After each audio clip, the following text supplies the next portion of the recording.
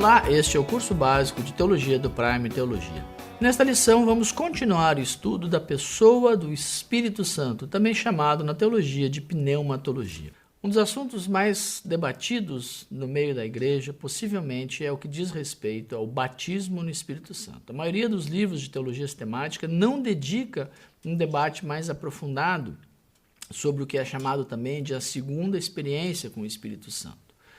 Existem apenas 7 passagens no Novo Testamento que falam sobre alguém sendo batizado no Espírito Santo. Em Atos 2, nós temos essa ideia do início da igreja. E mais tarde a gente vê em Atos 8, também em Atos 10, Atos 19, esta percepção.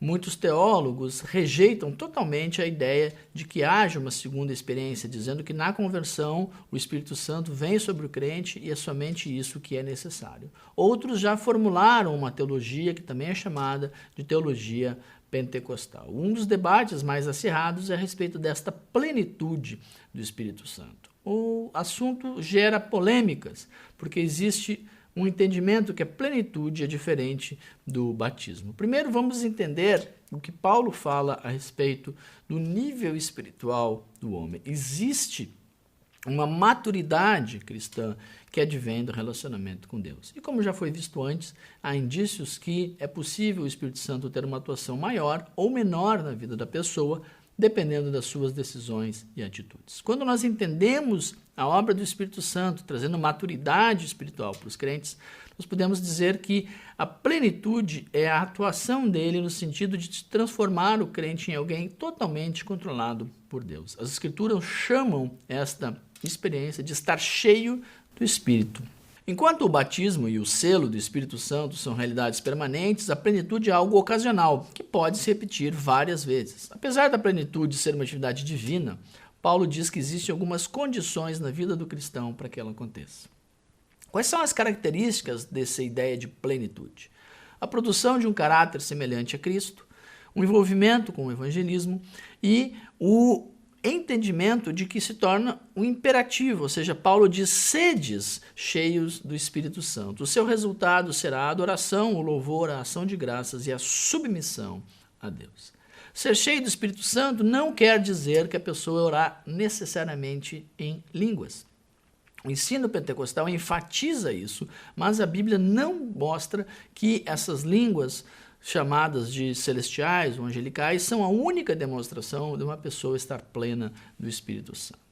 Outro assunto de constante debate dentro da teologia é a respeito dos dons dados pelo Espírito Santo. Existe uma escola de interpretação na teologia que considera os dons restritos ao tempo de fundação e atuação da igreja. Para eles, os dons cessaram e por isso essa teologia também é conhecida como cessacionalismo. Segundo esse raciocínio, o grupo de apóstolos ficou restrito aos 12 homens que tiveram o dom de línguas como uma experiência e o Espírito Santo fez isso na igreja até um determinado momento histórico. A maioria deles defende que foi a destruição do templo em Jerusalém no ano de 70. Nesse sentido, o dom servia apenas como um sinal aos incrédulos do juízo que recairia sobre eles para a desobediência. Como eles não ouviram, aquela atuação tinha um objetivo temporal e terminou. Porém, a Bíblia não faz uma menção específica sobre a cessação dos dons de cura e de milagres. Esses prodígios serviram de sinais e para identificar e validar o ministério de Jesus e também dos apóstolos. Aqueles que defendem que os dons não cessaram usam frequentemente o texto em que Jesus promete que aqueles que crerem nele farão também as obras que ele fez e outras ainda maiores.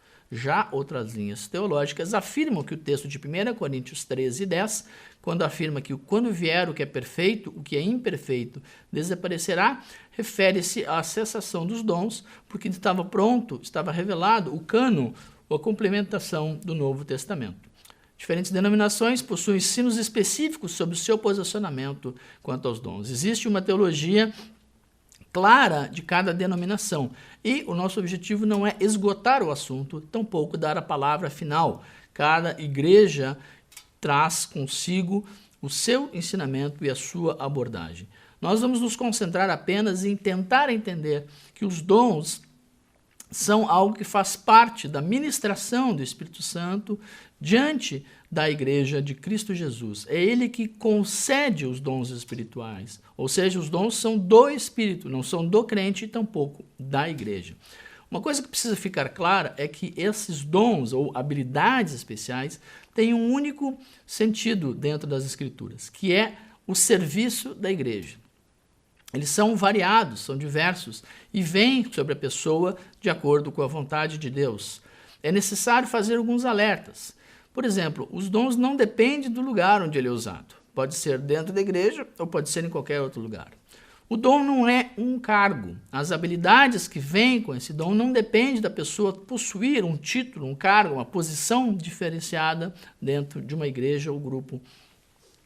Não visa apenas um determinado número de pessoas, ou seja, ninguém tem um dom para trabalhar com crianças, ou um dom para trabalhar com idosos, nem um dom para pregar para os índios ou um grupo específico. Os dons são universais, podendo ser aplicado no trabalho em qualquer grupo de pessoas. Também não é uma técnica especial, não há dom que possa ser aprendido.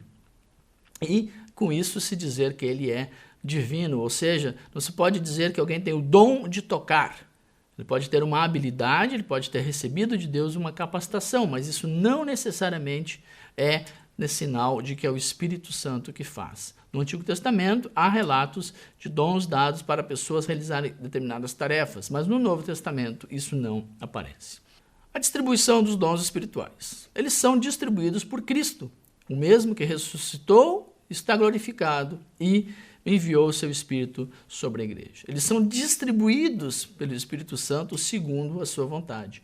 Eles são distribuídos a todos os cristãos para o que for útil e são distribuídos ao corpo de Cristo como um todo, sendo um dom dado especificamente para os que pertencem à igreja. Os textos mais usados na Bíblia para comentar esse assunto estão na carta de 1 aos Coríntios, capítulo 12 especificamente. Mas Paulo também fala disso em Romanos, capítulo 12 e Efésios 4, trazendo não só os dons, mas outros elementos daquilo que são chamados de ministério. Vamos propor agora uma síntese desses ensinamentos sobre dons e ministérios, pois alguns usam o mesmo termo em grego, mas com sentidos diferentes dependendo da sua tradução. Dom, profecia, discrição, falar verdades diretamente reveladas por Deus. Resultado, entender ministérios. Serviço ou socorro, ajudar os outros a fazer a obra de Deus, dando assistência prática aos membros da igreja. Servir a igreja e os necessitados. Ensino, comunicar as verdades e aplicações das Escrituras, entender a palavra de Deus. Exortação ou encorajamento, instar alguém a ter uma conduta apropriada ou consolar. Encorajamento. Contribuição, dar dos bens e posses à obra de Deus, com alegria e liberalidade, satisfazer necessidades físicas. Liderança, organizar e administrar a obra do ministério. Ordem. Exercer misericórdia, prestar auxílio imerecido a outros. Simpatia, compaixão àqueles que não merecem. Apostolado, ser testemunha ocular do Cristo ressurreto e falar com autoridade sobre fé e prática. Apresenta os preceitos de Deus para a igreja. Evangelismo, apresentar o evangelho com clareza, sentindo responsabilidade por aqueles que não foram salvos. Entendimento do evangelho. Pastor ou mestre, pastorear e ensinar a igreja. Cuidado e instrução na piedade. Palavra de sabedoria, discernir e apresentar a verdade de Deus. Aplicar a palavra ou sabedoria de Deus a situações específicas. Capacidade de aprender e aplicar a revelação dada. Palavra do conhecimento, entender e expor sabedoria da parte de Deus. Revelação de Deus sobre pessoas, circunstâncias ou verdades bíblicas. A verdade entendida em seu sentido espiritual. Fé. Confiar em Deus implicitamente para realizar feitos incomuns. Realização de grandes tarefas. Cura. Ser capaz de curar enfermidades. Curas completas. Milagres. Ser capaz de realizar obras de poder. As pessoas temem a Deus. Discernimento, identificar o poder pelo qual um mestre ou profeta fala. desmascarar os falsos profetas. Línguas. Falar em uma língua não entendida por aquele que fala. Louvor a Deus entendido pelas pessoas que conhecem a língua falada. Ação de graças a Deus que pode ser entendida se alguém interpretar a língua falada. Interpretação. Tornar as línguas inteligíveis. Confirmação do que está sendo dito em língua desconhecida ou estrangeira.